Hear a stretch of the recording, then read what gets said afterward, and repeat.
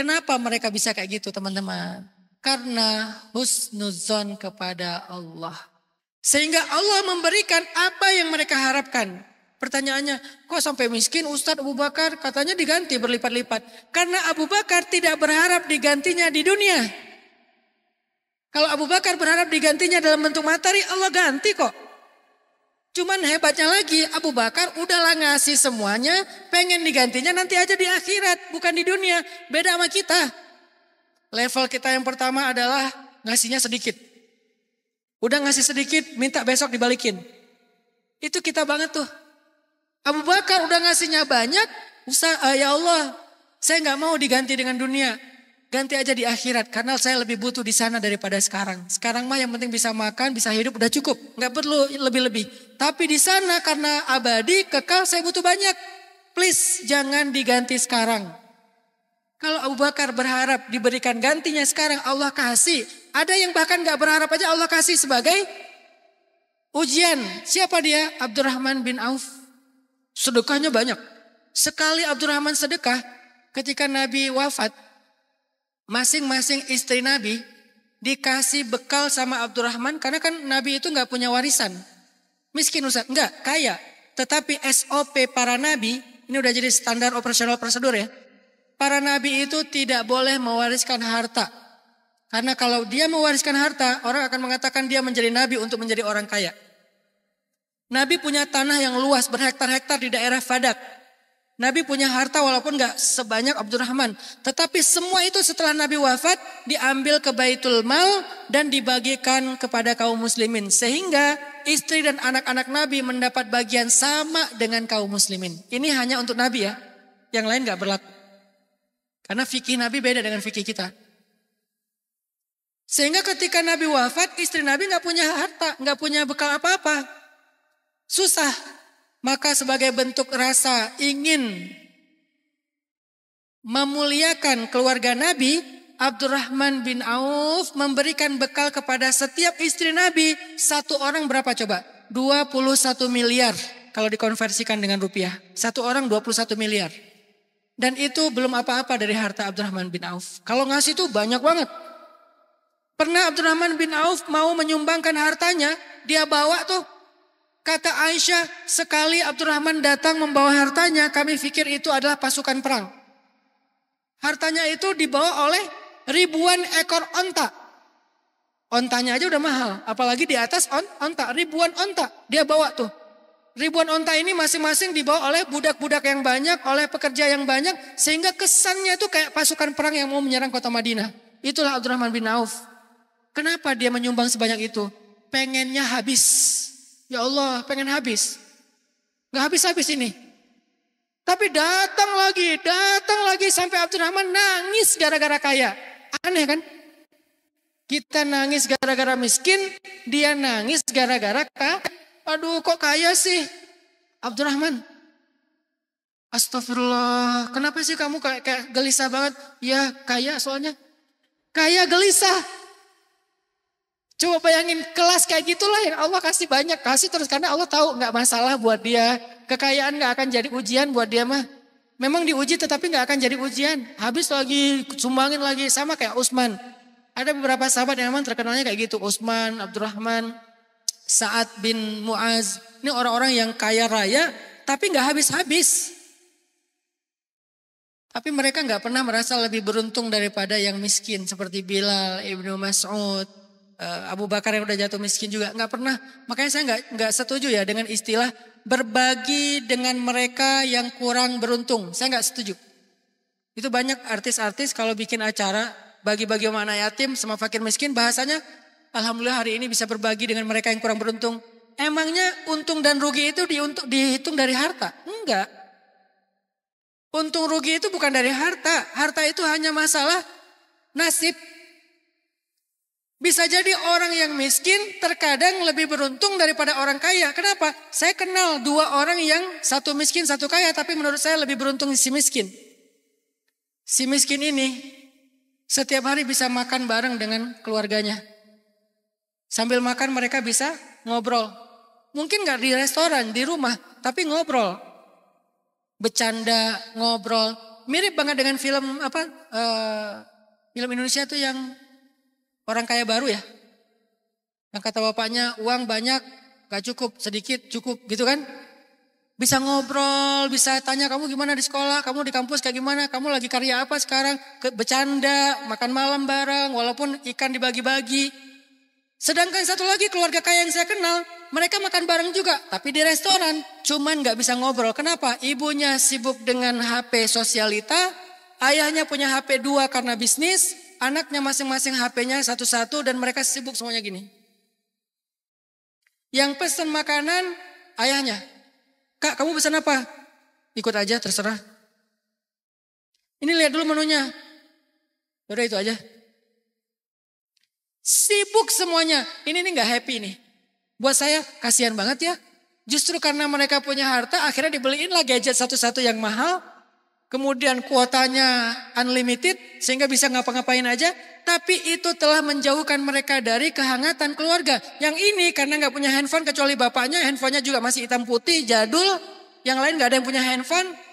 Akhirnya mereka punya kehangatan keluarga. Gak selalu yang beruntung itu yang punya harta lebih teman-teman. Saya gak setuju dengan istilah berbagi dengan mereka yang kurang beruntung. Di situ ada semacam brainwash supaya kita lebih materialis. Enggak. Tapi berbagi dengan mereka yang membutuhkan, ya. Dan emang butuh kan? Kita butuh uang, kita butuh materi, kita butuh modal, yang butuh. Tapi bukan berarti kita yang memberikan lebih beruntung daripada mereka yang menerima. Makanya Abdurrahman bin Auf tidak pernah merasa lebih beruntung daripada Abu Bakar. Sehingga datanglah Abu Bakar ke rumah Abdurrahman bin Auf misalnya nanya, Abdurrahman, gimana sih cara sedekah biar berlipat harta kayak kamu? Aku sedekah tapi gak berlipat harta.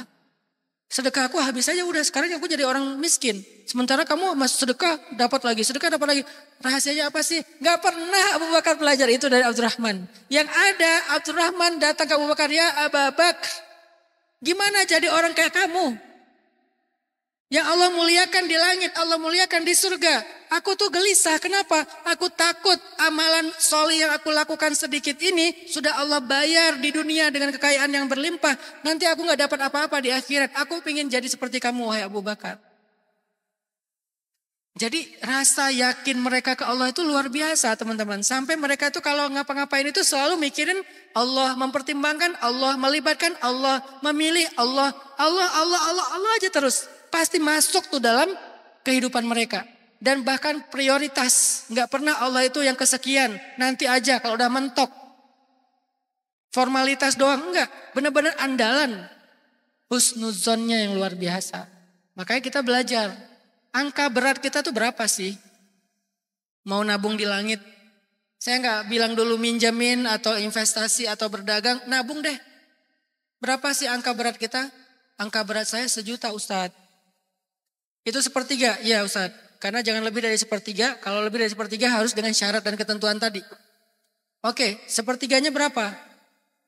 Enggak 1/3 juga sih Ustadz, baru sekitar 5% misalnya. Oke, tapi berat. Kalau kita udah ngerasa berat, maka itulah angka kita belajar husnuzon. Ada yang beratnya 500.000, ada yang beratnya 100.000, ada yang beratnya 50.000. 50.000, aduh 1 lembar nih, gede lagi lembarannya. Ini kalau dipakai belanja bisa 2 hari makan sekeluarga. Gimana ya? Ya udah deh, coba bismillah. Ada rasa berat tuh. Disitulah kita belajar husnuzon sama Allah. Belajar melihat keajaiban dari Allah. Selama kita bijak. Jangan semuanya dulu seperti Abu Bakar. Kita gak mampu nanti. Malah nanti komplain. Karena Abu Bakar tidak berharap dibalikin di dunia. Kalau kita kan tadi. Ya Allah, saya kemarin ngasih 3 juta. Semua gaji saya habis. Istri saya minta cerai. Ini gara-gara kita siap, keluarga gak siap. Siapa yang salah? Bukan istri. Dia punya hak untuk menuntut itu. Kan hak dia dinafkahi. Kecuali dia ridho. Kalau dia gak ridho, kita gak punya hak untuk menghabiskan semuanya. Kita harus bertanya kepada dia karena harta kita, harta dia juga. Udah jadi bareng nih sejak kita halal. Jadi berikan dulu yang berat tetapi masih angkanya wajar. Berat tapi wajar. Jangan wajar tapi ringan. Yang selama ini kan wajar ringan. 10.000. 5.000. 2.000. Ada orang 2.000 aja berat. Siapa? kadang-kadang kita mau bayar parkir, ya kan? Kalau di Kenceleng 10.000 ringan, di parkir 2.000 berat. Ini nih salah paham. Kita pikir bayar parkir itu hanya bayar jasa. Kalau niat kita bayar parkir itu membantu orang yang udah punya ikhtiar bekerja, nggak jadi pengemis, nggak jadi kriminal, maka 2.000 itu sedekah. Kenapa sih saya ngasih uang parkir 5.000? Tapi nggak saya ngasih sedekah 10.000? Padahal parkir itu juga sedekah. Kalau kita niat untuk membantu dia, bahkan itu lebih baik. Kenapa? Kita mendukung orang yang mau menjadi produktif, mau menafkahi keluarga, mau mandiri, tidak meminta-minta, tidak menjadi beban bagi orang lain. Kita dukung orang kayak gitu. Itulah sedekah yang paling baik, produktif. Bukan hanya yang namanya sedekah itu di Kenceleng masjid, yang namanya sedekah itu transfer ke sebuah yayasan. Itu ya, tetapi sedekah kepada orang yang sedang berikhtiar itu jauh lebih dibutuhkan hari ini. Jadi kalau bayar parkir nih keluar dari GOR, ada 5.000, ada 2.000, ada 500. Kalau motor 500 nggak apa-apa kali ya, kan motor. Kalau kita hargai jasanya, mungkin kita akan berhitung. Padahal menghargai jasanya juga harusnya kita udah menghargai lebih. Tapi ya oke lah. Menghargai jasanya kan dia nggak ngapa-ngapain. Saya parkir sendiri tadi, keluarnya juga nggak ditarikin, saya tarik sendiri. Dia cuma jagain doang di gerbang. Neduh lagi tuh. Sambil main game. Jadi kayak jasanya apa ya? Udahlah 500 aja. Kalau kita menghargai jasa 500, 1.000. Tapi kalau kita ingin bersedekah karena mensupport kebaikan. Pengen sedekah 5.000. Enggak usah, saya sedekah ke masjid aja. Kenapa? Apakah kalau ke dia sedekah kita sia-sia? Enggak. Innamal a'malu binniyat. Bukan kepada siapa kita berikan. Apa niat kita? Bisa jadi kita sedekahin ke dia. Bermanfaatnya luar biasa. Coba bayangin orang ini punya anak. Saya orang yang pernah kayak gitu soalnya. Anak dari seorang ayah yang miskin. Setiap kali ayah saya pulang ke rumah. Karena tukang pangkas tuh. Kalau ayah saya pulang ke rumah. Saya selalu nunggu depan pintu. Nih jam pulang nih, jam segini nih. Pas suara sepeda ontel, karena kita nggak punya motor, sepeda ontel, ada suara sepeda lagi diparkirin di depan rumah. Wah, ayah pulang, ayah pulang. Saya waktu itu masih umur sekitar 4 tahun, 5 tahun lah ya. Begitu dia buka pintu, langsung saya peluk kakinya. Mana martabak, mana martabak, mana martabak. Aduh, ayah lupa belum beli martabak. Nggak boleh masuk, nggak boleh masuk. Akhirnya dia keluar lagi cari martabak. Sehingga sampai saat ini kalau saya ngelihat ada seorang ayah pejuang dimanapun. Apakah dia jualan di kaki lima, apakah dia tukang parkir, apapun profesinya. Selama dia ayah pejuang, saya selalu membayangkan ada anak seperti saya di rumahnya. Yang butuh uang sekolah, yang butuh uang makan, yang butuh uang jajan, yang butuh uang. Karena jajan buat anak kecil itu happiness walaupun murah. Jangan dianggap sia-sia banget sih dipakai untuk jajan uang sedekah saya. Enggak, itu happiness. Kita memberikan support untuk orang bahagia. Niatkan kayak gitu sehingga angka 2.000, 5.000 jadi kecil. Lebih kecil daripada ketika kita, lebih ringan daripada ketika kita memberikannya ke tempat yang lain. Kita latihan. Berapa kita yakinnya sama Allah. Lalu berapa kita mulai agak ragu. Coba push the limit. Saya agak kurang tenang kalau ngasihnya 100.000 Ustaz. Kasih 100.000 biar tenang. Sampai akhirnya hilang rasa ragu. Wa may yuqashuha nafsi faulaika humul muflihun. Siapa yang sudah dibebaskan dari sifat kikir kepada Allah, itulah orang yang sukses, orang yang beruntung. Bahasanya beruntung lah gitu, bukan rugi. Bukan kalimatnya bukan sukses juga sih, beruntung. Arti untung dapat lebih. Siapa yang dibebaskan dari sifat kikir kepada Allah, udah bebas, gak ada lagi sifat kikir kepada Allah. Kalau sedekah, udah sedekah aja. Walaupun tetap ada fikih bijaksananya, tapi angkanya angka yang bukan biasa. Wajar, tapi berat. Jangan udah wajar, ringan pula angka sedekah kita. Nah ini belajar husnuzon sama Allah teman-teman. Latihan.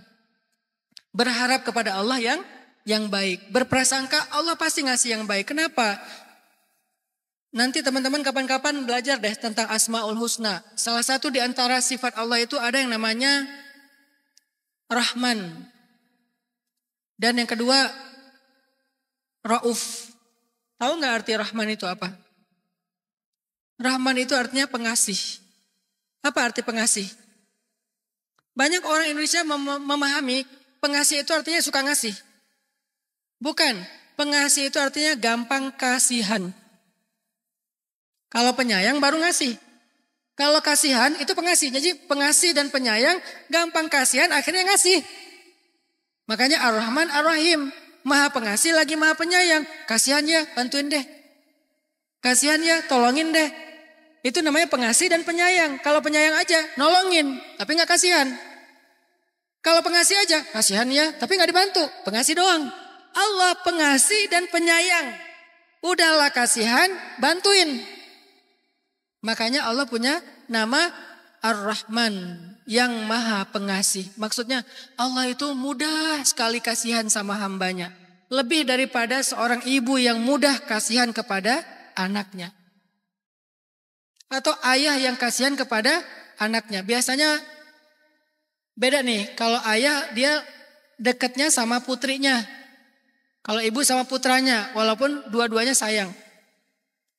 Kalau anaknya minta ini, aduh nggak tega ya kasihan, ya udah kasih aja. Anaknya lagi tidur pulas mau udah dibangunin, kasihan ya udah biarin aja dulu tidur sebentar lagi. Anaknya nangis, aduh kasihan ya nangis, ya udah kasih aja. Walaupun terkadang jadi nggak bijak, tetapi yang kita ambil di sini adalah betapa pengasihnya ayah dan ibu kepada anak-anak mereka. Saking kasihannya kepada anak, mereka rela berkorban supaya anaknya mendapatkan hidup yang layak. Coba kalau lagi hujan-hujanan naik motor sama ayah. Sementara di motor itu cuma ada satu jas hujan. Siapa yang memakai jas hujan? Ayah Ustadz. Enggak, anaknya yang pakai jas hujan. Walaupun ayahnya kedinginan. Walaupun ayahnya basah, gak apa-apa. Yang penting anak itu hangat. Yang penting anak gak basah, kedinginan. Itu ayah banget. Ibu apalagi? Di rumah makan. Yang bagus-bagus dikasih ke anaknya. Yang bagus-bagus kasih ke suaminya. Ibunya sisa. Kenapa kok mau berkorban? Saking pengasih. Tapi tahukah kita? Allah jauh lebih pengasih daripada ayah dan ibu kepada anaknya. Jauh lebih pengasih. Jadi gak mungkin Allah mau nyakitin kita tuh gak mungkin. Allah tuh ngeprank kita tuh gak mungkin. Allah itu kayak ngeledekin kita tuh gak mungkin. Ngebiarin kita itu gak mungkin. Nganggurin kita tuh gak mungkin. Menyia-nyiakan kita tuh gak mungkin. Membiarkan kita dalam keadaan susah tuh gak mungkin. Membiarkan sebentar aja gak mungkin. Kenapa? Sayang banget, kasihan banget Allah sama kita. Saking kasihannya Allah sama kita. Ketika kita bikin dosa, kita belum ngetuk pintu langit, Allah udah buka pintu rahmat dan pintu ampunan. Allah panggil. Qul ya ibadiyalladzina asrafu ala anfusihim. Wahai hamba-hambaku yang banyak dosa, yang melakukan dosa sampai melampaui batas. Wahai hamba-hambaku, masih dipanggil dengan panggilan sayang walaupun kita dosanya banyak. Allah bisa aja mengatakan, Qul ya usad, Qul ya mudnib. Wahai pendosa, wahai ahli maksiat. Bisa kayak gitu. Tapi enggak, saking pengasihnya Allah masih manggil kita, wahai hambaku. Hamba itu kayak ayah manggil, ya bunayya, wahai anakku tersayang. Masih manggil panggilan sayang loh. Padahal kita banyak dosa. Dan dosanya di hadapan Allah lagi. Nggak nganggap Allah banget kalau lagi bikin dosa tuh. Seolah-olah Allah nggak ngeliat, nggak nganggap. Tapi Allah masih nunggu nih. Sebulan bikin dosa, belum taubat. Setahun bikin dosa, belum taubat. Dari Ramadan ke Ramadan, Allah tunggu dari Jumat ke Jumat dulu nih. Atau harian, Allah tunggu malam hari tuh. Malam hari, sepertiga malam terakhir, Allah tunggu. Siangnya kita berbuat dosa, Allah tunggu di malam hari. Siapa tahu nanti malam dia taubat. Pas malamnya kita gak taubat, Allah datangin. Kata Nabi, setiap malam Allah turun ke langit dunia. lalu memanggil hamba-hambanya. Hal min taib, wahai hamba-hambaku yang punya dosa, ada yang mau taubat? Aku udah ada di sini nih. Coba bayangin, yang butuh siapa sih? Sampai Allah yang harus turun, bukannya kita yang menghadap Allah. Allah yang datangin kita. Nanya sepertiga malam terakhir, hal min taib, ada yang butuh ampunan? Ada yang pengen bertaubat? Sini, pasti aku ampuni.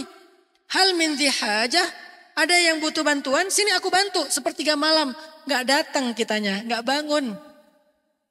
Hari pertama, hari kedua, hari ketujuh, Allah tunggu di hari Jumat. Hari Jumat mudah-mudahan dia datang. Gak datang juga. Allah tunggu di Ramadan setahun sekali. Mudah-mudahan Ramadan dia bertaubat. Karena momentumnya bagus nih. Vibes-nya dapat. Gak taubat juga. Ramadan dia malah ngewarung. Cari warung-warung yang terpalnya tertutup tapi di bawah banyak kaki. Ternyata di situ lagi nyiapin takjil. Sekalian nyoba-nyoba. Ramadan gak taubat juga. Oh mudah-mudahan pas nanti dia ada rezeki, dikasih rezeki, nggak taubat juga. Oh mungkin pas dikasih ujian nggak taubat juga. Nunggu Allah bertahun-tahun. Kita taubat Allah nunggu, padahal yang bikin dosa kita, yang butuh kita, tapi Allah nunggu. Nungguin, bukain pintu rahmat, manggil lagi, wahai hambaku, dipanggil terus. Setelah sekian tahun, sekian lama kita berdosa, tiba-tiba kita sadar, kita bilang, ya Allah saya udah capek. Saya pengen pulang kepadamu ya Allah. Saya pengen bertaubat ya Allah. Baru kita ngomong kayak gitu, Allah mendatangi kita dalam keadaan seperti berlari. Dan Allah tuh bahagia banget. Tahu gak seperti apa bahagianya Allah, kata Nabi? Nabi menceritakan ada seorang laki-laki yang naik onta sendiri melakukan perjalanan di tengah padang pasir. Tiba-tiba terjadi badai, dia jatuh dari ontanya hilang, dia bingung, kehilangan onta, kehilangan jalan, sehingga dia panik takut mati tuh. Tapi setelah seharian dia nyari onta, gak ketemu, sampai dia kemudian berputus asa, dia duduk, dia berbaring, dia gak kuat lagi ngapa-ngapain. Tiba-tiba di hadapannya ada ontanya kembali dengan bekalnya. Seketika itu dia jingkrak, dia mengatakan, ya Allah terima kasih, engkaulah hambaku dan aku Tuhanmu. Dia ngomongnya kebalik. Ya Allah engkaulah hambaku dan aku Tuhanmu, kata Nabi. Saking dia senangnya sampai dia bicaranya kebalik. Dia sebut Allah hambanya, dia Tuhannya. Sesungguhnya kata Nabi, Allah lebih senang daripada orang itu melihat hambanya bertaubat. Bayangin senangnya Allah. Orang ini saking senangnya aja ngomong kebalik-balik. Allah lebih senang daripada orang ini ketika mengetahui ada hambanya yang pengen taubat. Jadi Allah tuh kasihan banget sama kita. Allah tuh gak mau menyiksa kita. Tetapi Allah sudah membuat sebuah hukum, sunnatullah. Yang berbuat dosa tidak bertaubat, maka dia mendapatkan keadilan Allah, yaitu hukuman. Tapi sebelum Allah menghukum, Allah sudah memberikan sebanyak mungkin kesempatan untuk diampuni. Hukuman itu pilihan terakhir yang memang gak mau mengambil ampunan Allah sekalipun. Tapi kalau dia mau ngambil, dimudahin sama Allah. Cukup istighfar. Gak ada taubatnya Bani Israel yang harus bunuh diri. Bani Israel taubat itu bunuh diri loh. Baru diterima. Kita astagfirullahaladzim. Sekali aja cukup. Kenapa harus berkali-kali Ustaz? Bukan untuk diampuni. Kita beristighfar.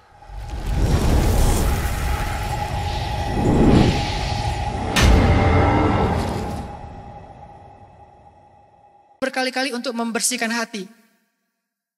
Kalau untuk diampuni, sekali aja cukup. Jadi jangan salah paham ya. Katanya Allah baik. Kenapa istighfar harus 1000 kali? Harus 100 kali setiap hari? Emang gak cukup sekali? Cukup kalau untuk sekedar dapetin ampunan Allah. Sekali aja cukup. Tapi hati kita masih kotor. Ampunan dosanya sudah, tapi kotornya masih ada. Membersihkannya dengan banyakin istighfar, penyesalan. Biar hati kita bersih. Ngapain hati bersih Ustaz? Kalau hati kita kotor, susah dapat kebaikan dari Allah. Allah itu maha suci, tidak menerima kecuali yang suci. Tidak memberikan kepada kecuali tempat yang suci. Al-Quran gak masuk. Hidayah gak masuk. Rahmat gak masuk. Jadi banyakin istighfar supaya bersih. Bukan supaya diampuni. Kalau diampuni sekali aja cukup. Asal istighfarnya dari hati. Begitu kita katakan astagfirullahaladzim. Udah Allah hapuskan semua dosanya. Sekali aja. Sisanya astagfirullah. Istighfar yang kedua sampai yang kesekian ribu, coba bayangin kita lagi gini. Astagfirullah, astagfirullah, astagfirullah, astagfirullah. Lagi bersihin hati tuh. Karena bisa jadi hati kita udah jadi kerak. Namanya baju kalau udah kotor banget nodanya atau piring udah berkerak, yang ngebersihinnya berkali-kali. Jadi bukan karena Allah tidak pengampun. Husnuzan sama Allah. Belajar berbaik sangka sama Allah. Allah pasti kasihan sama saya. Gak tega Allah sama saya. Kalau ibu aja gak tega apalagi Allah. Gak mungkin dong Allah nyia-nyiain saya. Gak mungkin dong Allah mentelantarkan saya. Apa firman Allah di Ad-Duha? Wad-duha wal-layli idha saja. Ma wadda'aka rabbuka wa ma qala. Allah tidak pernah meninggalkan kamu dan tidak pernah benci kepadamu. Gak pernah. Allah gak pernah benci sama kita. Allah gak pernah ninggalin kita dalam keadaan terlantar. Gak pernah. Apa buktinya? Alam yajidka yatiman fa'awa wa wajadaka dhallan fahada wa wajadaka ailan fa'aghna. Bukankah Allah mendapati kamu dalam keadaan yatim? Allah beri kamu keluarga. Bukankah Allah mendapati kamu tersesat di padang pasir? Allah memberikan kamu jalan sampai ke negerimu. Bukankah Allah mendapati kamu dalam keadaan lapar? Allah mencukupkan rezeki untukmu. Allah gak pernah ninggalin kamu. Kita belajar itu dulu teman-teman. Gak usah yang lain-lain dulu. Husnuzon dulu sama Allah. Barulah nanti berlaku apa yang disampaikan oleh Nabi dalam hadis qudsi, ana inda dhanni abdi bi, aku tergantung prasangka hambaku kepadaku. Allah itu tergantung prasangka kita. Berbaik sangka aja. Enggak usah sebelum berdoa nih, karena doa itu luar biasa juga dahsyat. Tapi sebelum kita ngomongin doa, ngomongin amalan-amalan yang istimewa, ngomongin penjemput rezeki dan seterusnya, nomor satu as-siqah billah, husnuzon billah, berbaik sangka dan percaya kepada Allah. Itulah nomor satu. Ngapain kita berdoa tapi kita masih ragu? Orang yang berdoa dengan yakin dan husnuzon, doanya itu benar-benar silah. Senjata. Senjata banget tuh doa. Arti senjata apa? Bisa diandalkan. Makanya kenapa Nabi bilang doa itu senjatanya orang yang beriman. Maksudnya apa? Seolah-olah kalau kita lagi perang, menghadapi musuh biar kita selamat, kita butuh senjata dong. Senjata kita apa? Pertama senjata kita tombak. Kedua panah. Ketiga pedang. Keempat perisai. Itu senjata. Termasuk baju besi. Semua itu senjata. Sehingga kita bisa mengalahkan musuh dan bisa selamat dalam peperangan. Maka kalau hidup kita itu serumit peperangan, semengerikan peperangan, seberesiko peperangan, semengancam peperangan, maka ada satu senjata yang paling ampuh untuk selamat dari peperangan hidup, yaitu doa. Seolah-olah kayak gitu, maksud dari analogi Nabi. Maka andalkanlah doa supaya kita menang. Andalkanlah doa supaya kita selamat. Andalkanlah doa supaya kita tidak terluka. Andalkanlah doa supaya kita mendapatkan kebaikan-kebaikan. Andalkanlah doa sebagai senjata dalam hidup. Tapi doa yang mau dijadikan senjata itu ada kekuatannya. Karena ada senjata yang baru sekali beradu dengan musuh patah. Pedang yang tidak baik baru sekali beradu patah. Ada senjata yang tidak ampuh di medan perang. Maka senjata doa itu akan jadi tajam, akan jadi kuat, akan jadi tangguh, akan jadi ampuh kalau dibarengi dengan kekuatan. Dan kekuatannya itu adalah kekuatan iman. Makin kuat imannya, makin ampuh senjata doanya. Padahal doanya sama nih. Yang ini doanya gini, ya Allah, jangan dia dong. Kayaknya gak kebayang deh hidup saya bareng dengan dia serumah. Yang ini nih. Yang ini, ya Allah, please dia aja. Kayaknya dia saya banget lah pokoknya. Ternyata jadian. Padahal doanya bertolak belakang. Kenapa? Padahal sama-sama berdoa. Yang satu ampuh, yang satu kok nggak ampuh. Yang satu dengan iman, yang satu dengan ragu. Saya pernah kayak gitu. Istri saya bilang, ya Allah, kayaknya bukan itu deh. Takut. 5 ciri, bukan 5 ciri, 5 spek calon suami yang dia nggak mau, 5-5-nya ada di saya. Ya Allah, please jangan itu, ya Allah, please jangan itu. Saya, ya Allah, itu aja, itu banget. Pokoknya udah itu aja, udah nggak ragu lagi, ya Allah, please. Jadi, pas saya datang dia nggak bisa nolak. Kok nggak bisa nolak sih? Kamu pelet pakai apa sih? Pakai doa. Ustadz, senjatanya banyak. Artinya, andalkanlah doa. Saya tuh kayak ngalamin banget lah hidup saya tuh apa sih? Emang saya sehebat apa? Nggak ada.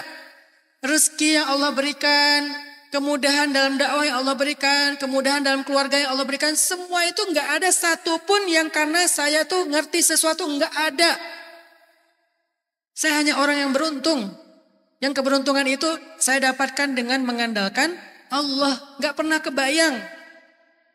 Kalau masa kecil saya di pelosok di Aceh, orang yang fakir, bukan miskin teman-teman, fakir. Tahu dari mana Ustaz fakir? Ketika saya dapat zakat fitrah dari masjid, dikirim ke rumah saya pakai amplop, ditulis nama ayah saya itu Abdurrahman. Abdurrahman dalam kurung fakir. Dan saya tersinggung sekali sebagai anaknya. Ngapain sih nulis fakir? Udah Abdurrahman aja kali. Kalau mau dikasih tanda bintang 1, bintang 2. Bintang 2 miskin, bintang 1 fakir kan bisa ya. Yang penting kita gak tersinggung gitu. Ini jelas nama Abdurrahmannya kecil, fakirnya gede. Abdurrahman dalam kurung fakir. Saya pula yang nerima amplopnya, saya baca. Oke, lihat aja 20 tahun lagi. Saya gak mau lagi kayak gini nih. Menerima amplop sebagai orang fakir. Dan kalau saya memberikan ke orang, saya gak mau menyinggung perasaan orang itu kayak gini. Dengan kondisi kayak gitu, yang kita kalau naik angkot tuh sama mama. Saya manggilnya mama. Kalau naik angkot sama mama tuh. Saya udah SMP. SMP kan udah gede ya. Kelas 2 SMP, kelas 1 SMP kan udah gede tuh. Naik angkot gak boleh duduk. Bang, jangan duduk bang, nanti bayar. Oh iya mak, karena berdiri gini. Angkot SMP berdiri di dalam kan gini. Karena kepala kita udah tinggi. Demi supaya gak bayar. Mak, tapi kan kosong. Tapi mama gak punya duit untuk bayar. Berdiri aja bang. Oh iya mak, berdiri aja. Sampai saking seringnya ibu saya ribut sama supir angkot. Saya punya cita-cita, salah satu life goal saya itu adalah, wish list saya itu adalah pengen beli kendaraan supaya mama bisa naik mobil sendiri. Qadarullah, mama meninggal dalam musibah tsunami. Saya masih kuliah di Mesir. Akhirnya saya ingin mengganti itu dengan kendaraan di akhirat. Saya harus hafal Al-Quran.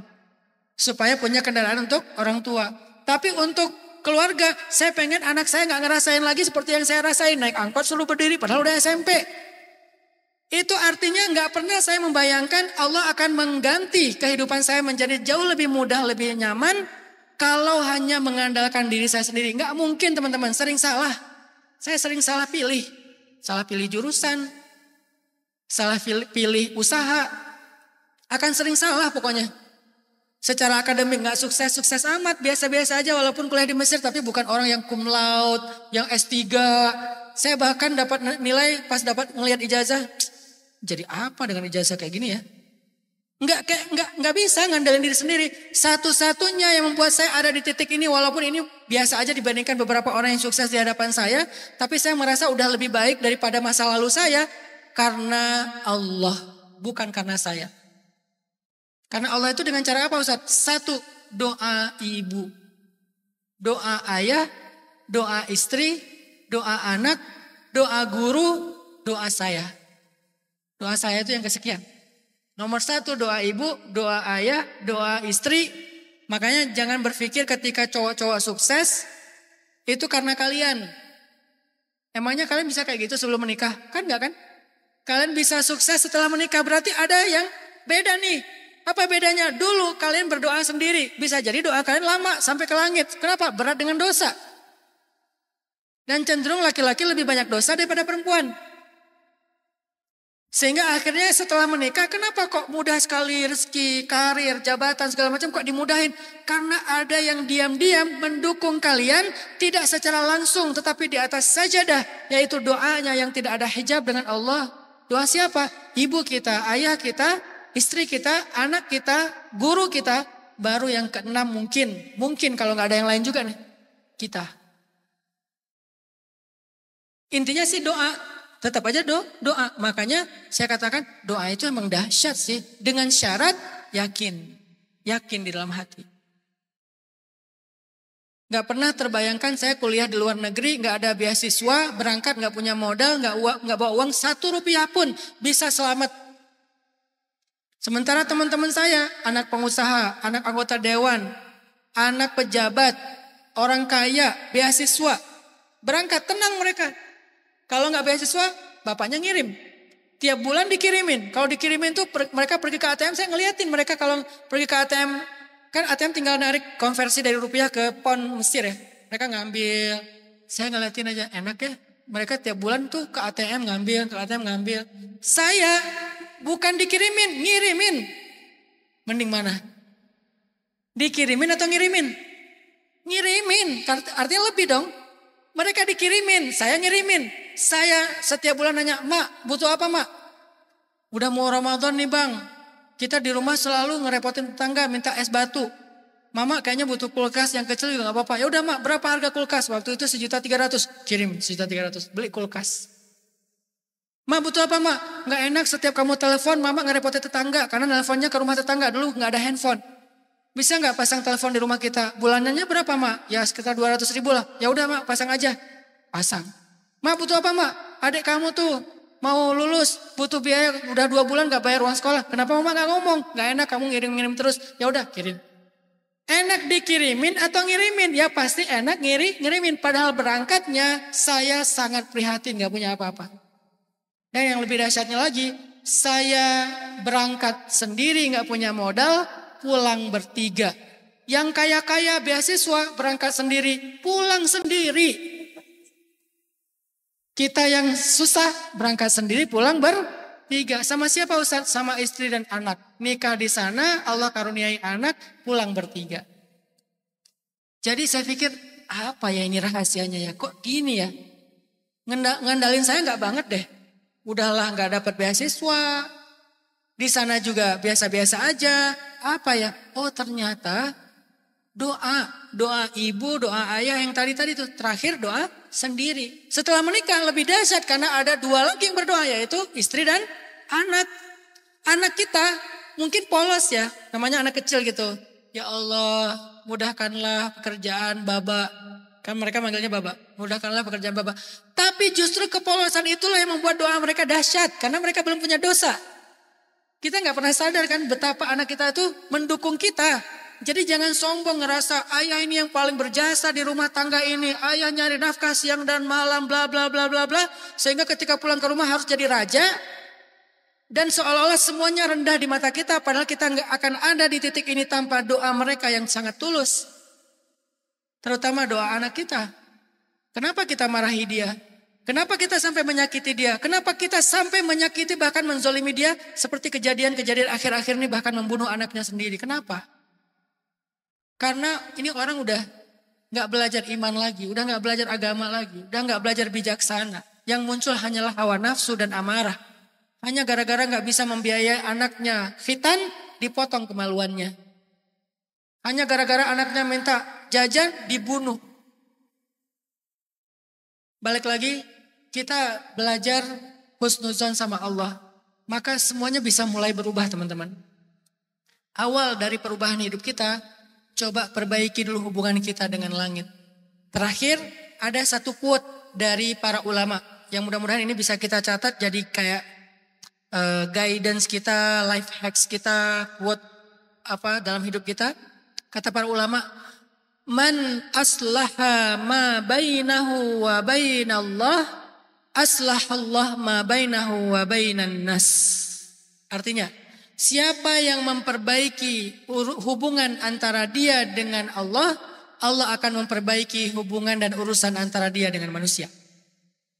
Jadi awal dari segala kebaikan di dalam hidup kita, perbaiki dulu hubungan kita dengan Allah. Pikiran kita, keyakinan kita, ibadah kita. Siapa yang memperbaiki urusan antara dia dengan Allah, Allah perbaiki urusan antara dia dengan manusia. Siapa yang memperbaiki hubungan dia dengan Allah, Allah perbaiki hubungan dia dengan manusia. Itu quote pertama. Dan quote yang kedua, "Man aslaha sariratahu, aslahallahu ala niyatahu. Siapa yang memperbaiki yang tidak tampak, yaitu iman hati, maka Allah akan memperbaiki yang tampak. Sebagian ulama mengatakan ini hadis. Saya menemukan riwayatnya dengan derajat hasan. Tetapi sebagian yang lain mengatakan ini qaulul ulama.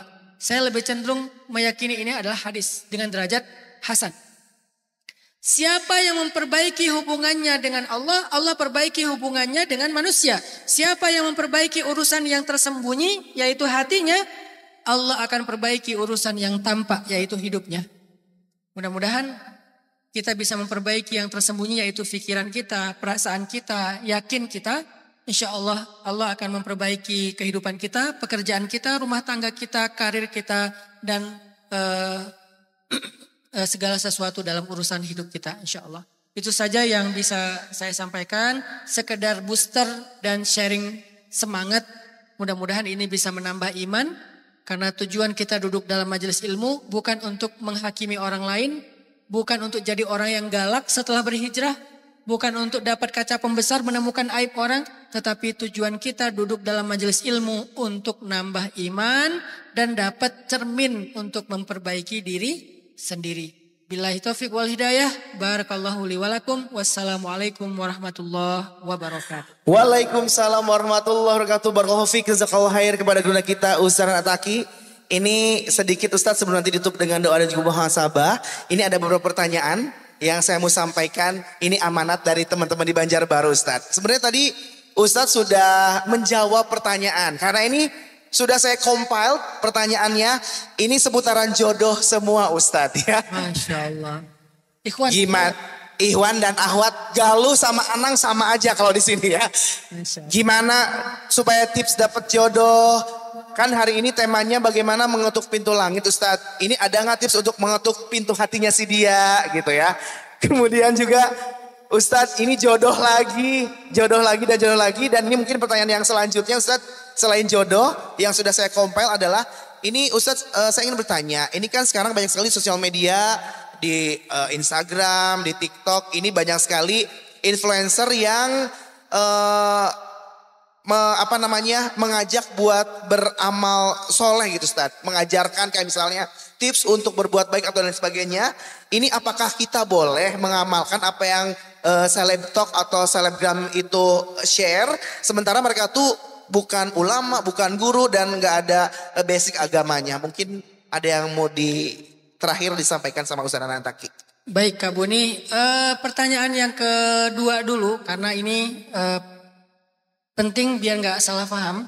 Nabi pernah bilang, ambillah kebaikan walaupun keluar dari mulut seorang budak Habasyah. Ambillah kebaikan walaupun dia keluar dari mulut seorang budak Habasyah. Kayak Bilal, kayak Warokoh dan seterusnya. Bukan Warokoh, siapa? Ada orang-orang yang jadi budak-budaknya orang Arab Mekah dari Habasyah yang dianggap hina, yang dianggap rendah, yang gak didengar ucapannya. Tapi kalau itu kebaikan, kata Nabi, ambil. Walaupun dari budak. Apalagi dari orang merdeka. Apalagi dari orang yang baik. Ada niat baik untuk men-share kebaikan. Ambil kalau itu kebaikan. Tapi kalau kita ragu, ini benar nggak ya? Maka pakai ayat yang lain. Fas'alu ahla dzikri in kuntum la ta'lamun. Tanya ke ulama kalau kalian tidak mengerti, kan gitu kan? Kalau kita yakin ini sebuah kebenaran dan kebaikan yang umum, misalnya ngajak sholat, kan nggak mungkin lagi kita nanya, benar nggak ya ini pertanyaan ajakannya? Ya iyalah, ngajak sholat, ngajak sedekah, ngajak bantu orang lain, kan itu umum ya. Kebaikan-kebaikan umum, cuman dengan bahasa yang kadang-kadang membuat kita ngeklik gitu. How to say-nya yang beda, tapi substansinya sama. Kebaikan yang kita semua yakin itu adalah benar. Maka terimalah, walaupun dari mulut budak Habasyah. Tapi kalau dia ngajak kepada sesuatu yang secara fikih kita agak-agak ragu nih, gampang, tanya kepada ulama. Kalau kata ulama benar, ya udah ikuti. Sesederhana itu. Jadi ada ungkapan, jangan lihat apa yang dikatakan, jangan lihat siapa yang mengatakan. Itu kan ungkapan lama ya. Ternyata masih berlaku sih kayak gitu juga. Kemudian pertanyaan pertama, gimana cara ngetuk pintu hati dia? Kita tidak akan pernah bisa mengetuk pintu hati seseorang. Karena hati seseorang itu ada di dalam jemarinya Allah. Berarti yang bisa mengetuk pintu hati seseorang hanyalah Allah. Sehingga kalau kita ingin hatinya terketuk, ketuklah pintu langit. Nanti Allah yang akan mengetuk pintu hatinya. Jadi jangan caper kepada orangnya, caperlah kepada pemilik hatinya. Caper ke orangnya gimana? Pura-pura WA nyasar. Sering nge-like like pertama di postingannya, komen pertama, nge-repost rutin istiqomah. Kalau ngechat emotikonnya banyak. Kata-katanya itu hurufnya double-double. Makasih sampai 100. Kenapa? Karena caper. Pengen dia terketuk pintu hatinya dengan capernya kita. Lewat teks, lewat gambar, lewat suara, lewat ekspresi, lewat tingkah laku. Main basket. Tadinya biasa aja. Main futsal. Tadinya biasa aja. Pas dia lewat langsung wah ngegolin. Padahal gawang sendiri. Saking capernya. Saking capernya tuh pengen perform yang terbaik, performance terbaik. Saking capernya. Sekarang kita ralat ya. Jangan caper kepada dia, tapi caperlah kepada pemilik hatinya. Kenapa? Karena kita nggak akan pernah bisa mengetuk hati seseorang. Hati orang itu ada di antara jemarinya Allah kata Nabi. Maka hanya Allah yang bisa mengetuk hatinya.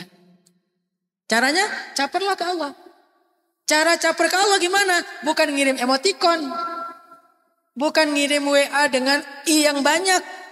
Bukan dengan overacting. Cara caper ke Allah, perbaiki hubungan dengan Allah. Balik lagi ke life hacks tadi. Siapa yang memperbaiki hubungan dengan Allah, Allah perbaiki hubungan dengan manusia. Aku pengen dapat hubungan baik dengan dia. Baikin dulu pemiliknya. Aku pengen dia berkesan sama aku. Bikin dulu berkesan pemiliknya. Aku pengen dekat sama dia. Deketi dulu pemiliknya. Pemiliknya bukan ayahnya, bukan ibunya, tetapi Robnya. Karena bisa jadi ayah ibunya justru yang menghalangi kita ya. Tapi kalau Allah sudah mendukung kita, nggak ada yang bisa menghalangi. Belajar dari siapa jomblonya sahabat? Julaibib. Belajar dari Ali dan Fatimah, cinta dalam diam. Mereka semuanya mengandalkan Allah, tidak mengandalkan caper-caperan. Itu cara mengetuk hati si dia. Caperlah ke langit. Gimana cara caper yang lebih konkret Ustaz? Lagi ngecengin nih. Ngecengin apa? Lagi PDKT. Lagi nargetin. Wah itu tuh. Yang duduk di pojok misalnya. Pojok mana entah gak tahu. Yang duduk di pojok. Ya Allah pengen ngetuk hatinya. Pengen buat dia berkesan. Pengen dekat sama dia. Oh caranya caper ke langit, dekat sama langit. Mulai sekarang saya akan perbaiki ibadah saya. Sholat, wah ribuan rakaat. Oh. Wah terus saja sholatnya. Banyakin sholat sunnah. Terutama sholat sunnah muqayyad. Tahajud, duha, ba'diyah, qabliyah. Kalau masih ngerasa kurang dengan yang muqayyad, tambah yang mutlak. Salat mutlak itu tidak ada batas rakaat, berapa aja. Tapi beresin dulu yang muqayyad. 20 rakaat, 100 rakaat, 200 rakaat. Banyakin, caper, atraktif ke langit. Zikir. Subhanallah, subhanallah.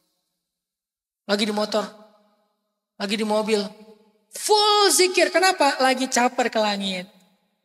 Baru kemudian ungkapin perasaan kita. Ke siapa? Ke langit, bukan ke dia. Jangan mengungkapkan perasaan ke dia. Kalau ditolak, hina. Kecuali kita yakin diterima ya.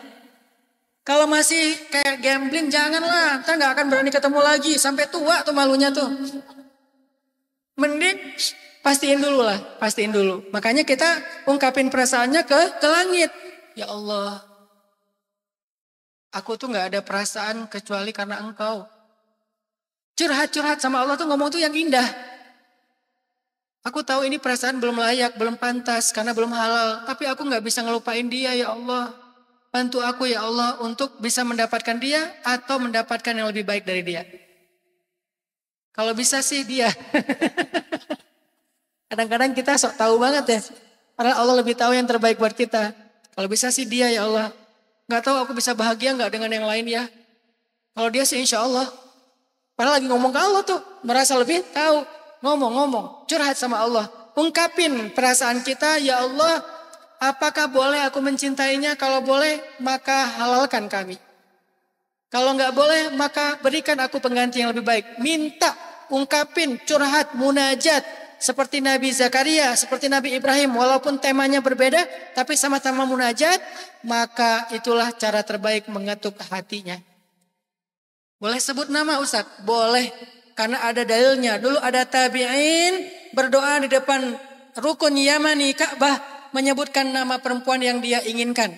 Dia katakan, ya Allah, nikahkan saya dengan Sukainah _ Husain. Underscore itu binti. Sukainah bintu Husain. Ya Allah, nikahkan saya dengan Sukainah _ Husain. Selang setahun kemudian dia menikah dengan @Sukainah _ Husain. Siapa itu Sukainah? Perempuan cantik dari Irak yang banyak laki-laki ingin menjadi suami bagi perempuan ini. Tapi dia doanya depan Ka'bah. Makanya mumpung masih muda umroh. Umroh itu bukan ibadah orang tua. Orang tua udah gak banyak maunya. Udah pasrah-pasrah aja. Tinggal nunggu. Nunggu cucu ya. Nunggu mantu. Jangan seuzon atau nunggu mati. Nunggu cucu, nunggu mantu. Yang lagi banyak butuh dan maunya itu kita yang muda-muda. Makanya minta di sana. Selain ada waktu yang baik, ada tempat yang baik. Kalau dikumpulkan sempurna. Di waktu yang baik, di tempat yang baik. Sepertiga malam depan Ka'bah. Sejak kapan sih umroh itu jadi ibadah orang tua? Seolah-olah yang muda, kayaknya saya nanti-nanti aja deh, terakhir-terakhir. Umroh itu bukan kita mau melakukan sebuah ritual. Kita ada butuh, ada perlu, makanya umroh. Saya ngerasa banyak banget keajaiban muncul setelah umroh. Ya Allah, beri saya anak pertama perempuan kalau boleh. Yang lembut, saya pengen dia anaknya pemalu. Nanti saya kasih dia nama Aisyah. Istri saya hamil. Anak pertama perempuan, Aisyah. Ya Allah, pengen anak yang kedua. Kalau bisa perempuan lagi. Rambutnya keriting. Kalau bisa dia cinta dengan masjid. Nanti saya kasih nama Maryam. Kalau mudah-mudahan dia punya nasib seperti Sayyidah Maryam. Menjaga kehormatan. Istri saya hamil lagi. Lahir gak ada yang bantuin. Seperti Sayyidah Maryam ngelahirin Isa. Gak ada yang bantuin. Saya jadi bidan. Oh tutup. Tarik nafas. Buang pelan-pelan, tarik nafas. Oh, udah keluar nih. Tarik. Alhamdulillah. Selamat. Sekarang paling dekat sama saya. Kenapa? Wajah pertama yang dia lihat di dunia itu wajah bapaknya. Oh ini yang pertama saya. Akrab sama saya. Maryam. Ya Allah, udah punya 2 anak perempuan. Pengen yang laki-laki. Tapi pengennya lembut. Dan kalau bisa gondrong. Sampai gede. Kalau ada sekolah yang melarang dia gondrong, ganti sekolah. Makanya saya bikin sekolah rimba Indonesia dengan tagline di sini boleh panjang rambut. Karena banyak sekolah kan nggak boleh panjang rambut ya. Padahal Nabi itu rambutnya gondrong, yang penting rapi. Nggak jorok, nggak acak-acakan, yang penting rapi. Kan rambut Nabi gondrong, makanya di kita boleh gondrong. Akhirnya pada gondrong. Tapi rapi ya, pakai minyak ya, pakai parfum ya. Akhirnya lah istri saya hamil lagi. Saya kasih nama Yahya, ya Allah seperti nama Nabiullah Yahya. Alhamdulillah laki-laki, lembut, Yahya. Ya Allah pengen ada satu perempuan, tapi Aceh banget. Karena ini 3 anak beda-beda, belum ada yang Aceh. Pengen yang Aceh banget, apa? Matanya kayak saya, dekok. Kan orang Aceh itu rata-rata matanya dekok. Matanya dekok. Pokoknya yang Aceh banget lah ya Allah, tapi cewek. Nanti saya kasih nama dia Muti'ah. Muti'ah itu artinya perempuan yang taat. Bahasa Acehnya Mutia. Dari bahasa Arab muti'ah. Istri saya hamil. Muti'ah. Ya Allah pengen yang laki. Banyak banget pengennya ya. Makanya saya sering umroh. Karena pengennya banyak. Ya Allah pengen yang laki satu lagi. Tapi kali ini jangan yang lembut. Yang agak-agak atraktif. Kalau bisa jangan gondrong. Rambutnya ke atas. Nanti saya kasih dia nama kesatria Turki. Namanya Ertugrul Gazi. Lahir cowok Ertugrul Gazi. Senangnya itu reok. Barongsai, pedang tanya ke Kak Buni. Wah kayak atraktif aja. Wah main kuda. Kalau udah berkuda di stable saya nggak mau turun. Kalau kakaknya senangnya ngelukis, senangnya seni. Kalau adiknya senangnya wah kakaknya dipukul-pukulin. Wah ini nih begini berarti doa tuh. Sampai ada doa yang saya nggak berani baca di depan Ka'bah, takut dikabulkan. Ini bukan saking saya hebat, bukan. Saking percayanya doa itu pasti dikabul. Sampai saya angkat tangan, nggak jadi ya Allah. Kenapa? Ntar kalau dikabulkan rame nih. Nggak jadi deh. Saking percayanya sampai gitu. Pernah nggak berdoa gara-gara takut dikabulkan? Itu berarti beriman banget tuh. Ngelihat cewek. Nggak jadi ya Allah. Kenapa? Istri orang. Nah itu tuh keren tuh. Berarti dia udah soleh banget tuh. Saking percayanya nggak jadi berdoa. Masa istri orang mau didoain? Jangan tuh. Intinya pesan moralnya di sini adalah ketuklah pintu hatinya dengan cara caper ke langit. Bukan caper sama orangnya. Sehingga nggak ada yang namanya pacaran, nggak ada yang namanya caper PDKT. Semuanya dikembalikan kepada Allah Subhanahu Wa Taala. Gitu kan. Alhamdulillah teman-teman di Banjarbaru sudah dijawab semua ya. Ini mohon maaf pertanyaannya hanya 2 karena waktu yang terbatas.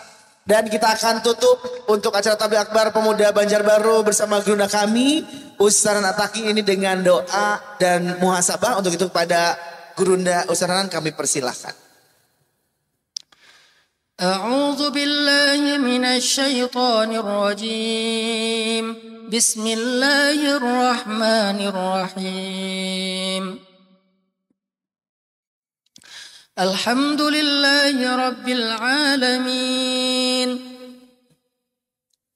Hamdan yuwafi ni'amahu wa yukafi'u mazidah. يا ربنا لك الحمد كما ينبغي لجلال وجهك الكريم وعظيم سلطانك. اللهم صل وسلم وبارك على سيدنا محمد وعلى آله وأصحابه أجمعين. اللهم إليك أسلمنا اللهم إليك أسلمنا اللهم إليك أسلمنا وإليك أنبنا وعليك توكلنا وبك خاصمنا يا حي يا قيوم يا حي يا قيوم برحمتك نستغيث أصلح لنا شأننا كله ولا تكلنا إلى أنفسنا طرفة عين. Duhai Allah,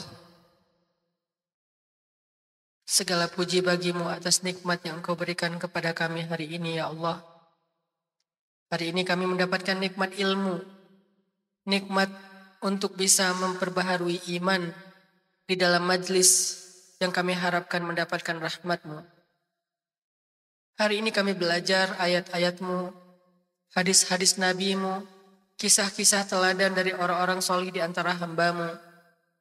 Maka ya Allah, jadikanlah setiap ilmu dan nasihat yang kami dengar hari ini menambah iman kami kepadamu. Jangan biarkan semua yang kami dengar ini hanya menambah wawasan di dalam pikiran kami, yang kemudian kami jadikan bahan dalam perdebatan di antara kami. Tapi jadikanlah ilmu, nasihat, kisah, ayat, hadis yang kami dengarkan hari ini menambah iman di dalam hati kami. Sehingga dengan iman itulah kami beramal, dengan iman itulah kami hidup, dengan iman itulah kami melangkah, dengan iman itulah kami memilih, dengan iman itulah kami menentukan arah dalam hidup kami ya Allah. Jangan biarkan kami memilih arah hidup kami dengan nafsu. Jangan biarkan kami memilih pilihan hidup kami hanya berdasarkan logika. Terkadang kami sok tahu ya Allah. Jangan biarkan kami memilih sesuatu karena nafsu, karena kami egois ya Allah. Jangan biarkan kami memilih sesuatu karena marah, karena itu justru mencelakakan kami ya Allah. Jangan biarkan kami memilih pilihan hidup kami karena terpaksa, karena kami tidak akan pernah bahagia ya Allah. Ajarkan kami ya Allah, mengambil pilihan hidup dengan iman, dengan percaya kepadamu, dengan mengandalkanmu, melibatkanmu, mengikuti dan memilihmu ya Allah. Sehingga kami tidak akan pernah menyesal. Kami tidak akan rugi, kami tidak akan tersia-siakan. Dengan iman yang kami pelajari itu, kami belajar melihat. Dengan iman itu kami berbicara. Dengan iman itu kami mendengar. Dengan iman itu kami berpikir. Dengan iman itu kami berbuat. Dengan iman itu kami merasa. Jadikanlah iman sebagai nafas dalam kehidupan kami. Jadikanlah iman sebagai akar dari pertumbuhan kami. Jadikanlah iman sebagai semangat dari segala urusan kami ya Allah. Ya Allah, ajarkan kami untuk menjadikan-Mu sebagai tujuan hidup kami. Untuk menjadikan Engkau sebagai tujuan dari hidup kami. Jangan biarkan kami tersesat, di mana kami menjadikan hawa nafsu sebagai tujuan dan kami tidak akan pernah puas. Jangan biarkan kami tersesat, menjadikan apa yang kami anggap berharga dari urusan dunia sebagai tujuan kami, karena kami tidak akan pernah merasa cukup. Kami ingin belajar menjadikan Engkau sebagai tujuan kami. Akhirat sebagai tempat pulang kami. Surga sebagai harapan terbesar kami. Ampunan-Mu sebagai kemenangan kami ya Allah. Ajarkan kami iman ya Allah, agar kami bisa menjalankan syariat-Mu. Rabbana atina fid dunya hasanah wa fil akhirati hasanah wa qina adzabannar. Walhamdulillah.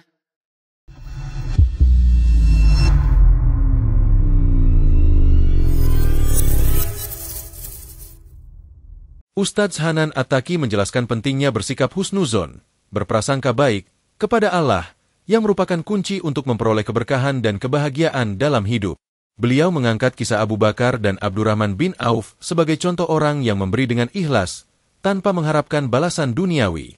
Abu Bakar, misalnya, memberi harta dengan harapan mendapatkan ganjaran di akhirat, bukan di dunia. Hal ini mengajarkan kita bahwa kekayaan dan harta bukanlah ukuran keberuntungan, dan seringkali orang yang tampak miskin lebih beruntung karena dapat merasakan kebahagiaan dalam kehidupan sederhana bersama keluarga. Selain itu, Ustadz Hanan juga menekankan bahwa memberi itu bukan hanya soal materi, tetapi juga niat. Sebagai contoh, memberikan sedekah kepada tukang parkir atau orang yang bekerja keras merupakan bentuk dukungan bagi mereka untuk terus berikhtiar. Dalam sedekah, yang terpenting adalah niat kita untuk membantu dan mendukung orang lain. Bahkan, meskipun kita memberi sedikit, jika dilakukan dengan niat yang tulus, itu sudah bisa menjadi amal yang besar di sisi Allah. Oleh karena itu, beliau mengajak kita untuk berhati-hati dalam bersedekah dan memastikan bahwa kita memberikan dengan niat yang benar, bukan hanya untuk pamer atau karena ingin dianggap lebih baik. Di akhir ceramah, Ustadz Hanan mengingatkan tentang pentingnya berharap hanya kepada Allah dan tidak menggantungkan harapan pada manusia. Beliau menjelaskan bahwa Allah itu Maha Pengasih dan Maha Penyayang, jauh lebih kasih sayang daripada orang tua kepada anaknya.